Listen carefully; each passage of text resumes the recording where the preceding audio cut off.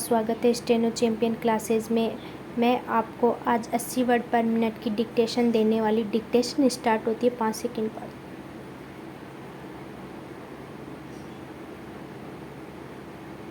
Start. Trump Bharat को king of traffic कहते हैं। अमेरिकी राष्ट्रपति की अनेक मान्यताएं और बयान भले ही दुरुस्त ना हो, लेकिन इस एक बिंदु पर वे सही हैं। दुनिया की बड़ी अर्थव्यवस्थाओं में से भारत के पास यकीनन सबसे ऊंची ट्रैफिक दीवारें और अनेक गैर ट्रैफिक बाधाएं हैं। भारत के लिए बेहतर होगा अगर वो ट्रैफिक और गैर ट्रैफिक दोनों से संबंधित बाधाओं को कम करें। व्यापार में आने वाली रुकावटें एक विकसित राष्ट्र बनने की राह को और कठिन बना देती है। आत्मनिर्भर भारत के विचार में देश की मौजूदा ट्रेंड नीति का सहारा है। इसके चलते ही पिछले 12 वर्षों में एनडीए सरकार ने ट्रैफिक बढ़ाए हैं, बड़ी संख्या में गैर ट्रैफिक बाधाएं खड़ी की हैं और व्यापारिक समझौतों से परहेज किया है। अफसोस कि जहां भारतीय मीडिया ट्रंप के ट्रैफिकों की तीखी आलोचना करता है, वहीं मोदी सरकार की कांग्रेस के जमाने वाली संरक्षणवादी नीतियों की ओर वापसी को खामोशी से स्वीकार कर लिया जाता है। यह भारत के हित में नहीं है। लगभग 175% के आसपास थी। इतनी ऊंची ट्रैफिक दरों ने भारतीय अर्थव्यवस्था को आत्मनिर्भर के बजाय गैर प्रतिस्पर्धी बना दिया। पूर्व और दक्षिण पूर्व एशिया देशों के विपरीत, जिन्होंने व्यापार के सहारे आर्थिक समृद्धि हासिल की, भारत की इस नीति ने अर्थव्यवस्था को धीमा विकास दर की राह पर बांध दिया।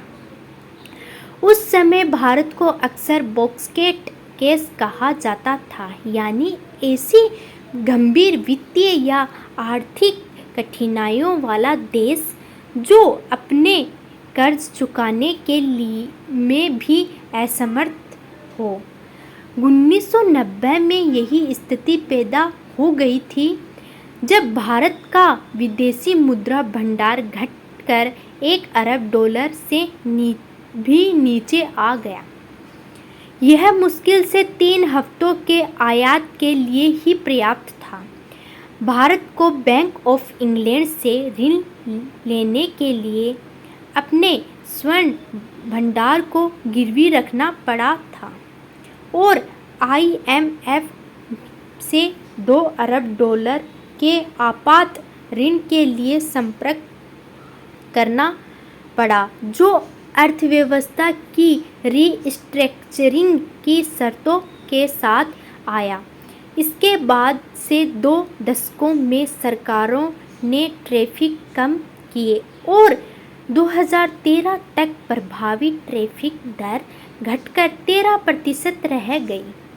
लेकिन आत्मनिर्भर भारत के तहत एनडीए सरकार ने न केवल उदारीकरण को रोक दिया, बल्कि ट्रैफिक भी धीरे धीरे फिर से बढ़ने लगे। 2021 तक तो प्रभावी ट्रैफिक दर बढ़कर 18% हो गई। गैर ट्रैफिक बाधाओं का हालिया इतिहास, जो क्वालिटी कंट्रोल ऑर्डर्स या UCO के रूप में सामने आया है, उतना ही चिंताजनक है। 2014 में केवल 14 UQCO लागू थे। 2025 तक इनकी संख्या बढ़कर 800 से अधिक हो गई।